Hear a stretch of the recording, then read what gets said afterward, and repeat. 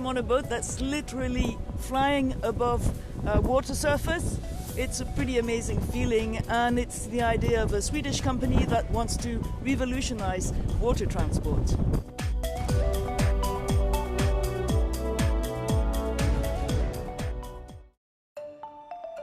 We're in Stockholm, the capital of Sweden. Sitting on 14 islands, it's also called the Venice of the North. This is where these unusual boats were designed by a Swedish startup with a plan to change the lives of commuters worldwide. Hello, my name is Mikael Malberg. Welcome to Candela in Stockholm. We built the very first electric hydrofoiling ferries here. We have a sales department here, legal and procurement. We have around 60 engineers at Candela, and we're producing one vessel every 2 weeks. Set in the port of Frihamnen in central Stockholm, Candela has built its own testing dock for its electric-powered boats. The company has gone a long way since it was founded in 2014 by this man, a trained engineer. My name is Gustav Hasselskog. I'm the founder and CEO of Candela. And here we have the first prototype of the ferry P12. We put that one into water almost 3 years ago. Since then we have built a lot of boats. So welcome on board.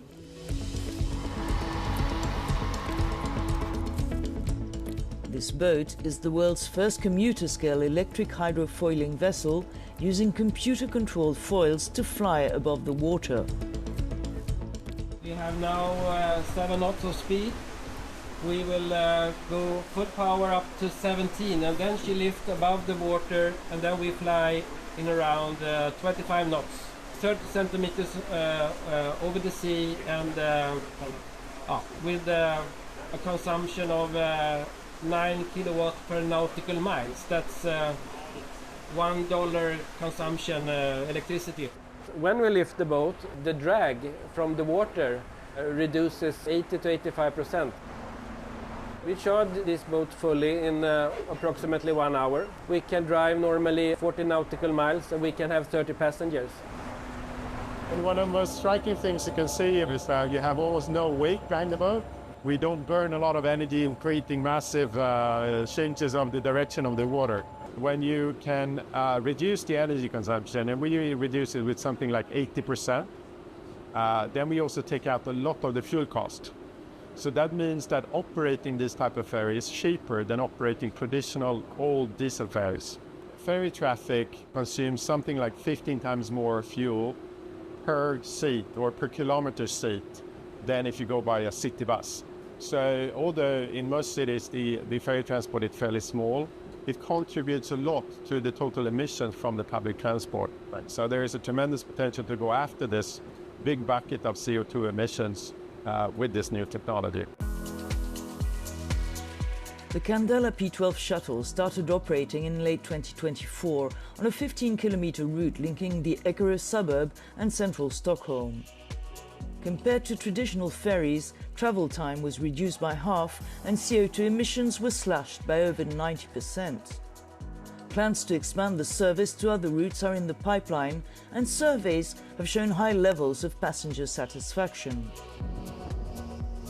It's easy to understand why, while we're filming the P12 ferry from one of the high-speed electric foiling leisure boats, also designed by Candela.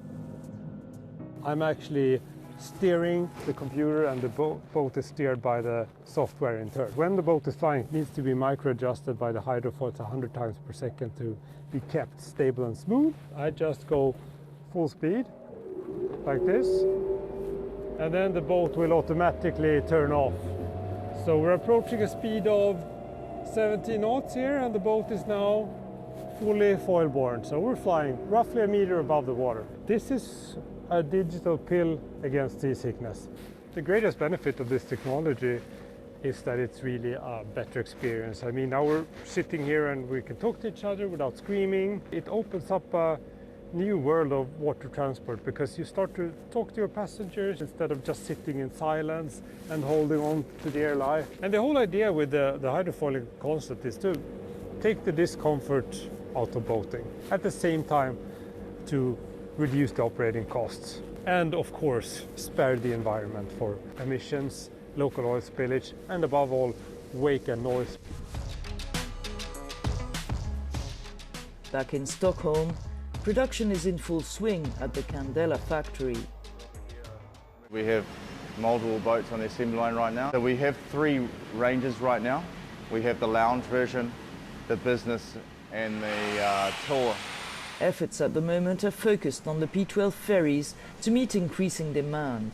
We have around 10 P12 vessels on the assembly line, and there's quite a lot of challenges, being the first time we're serial producing these boats. A lot of electrical assembly, a lot of mechanical assembly, a lot of communication through the boat. A vessel is leaving every month at the moment, and we're scaling the production to be leaving every 2 weeks.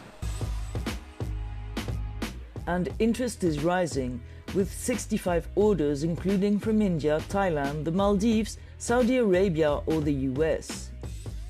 Candela recently secured a contract for 20 ferries with a major operator in Norway, the world's largest electric hydrofoil fleet order so far. Yet Europe is the company's slowest customer. It takes a long time to get this type of transition to a new technology in Europe. You need long political processes, and then you have public tendering processes that can be terribly slow. We see strong growth in Asia.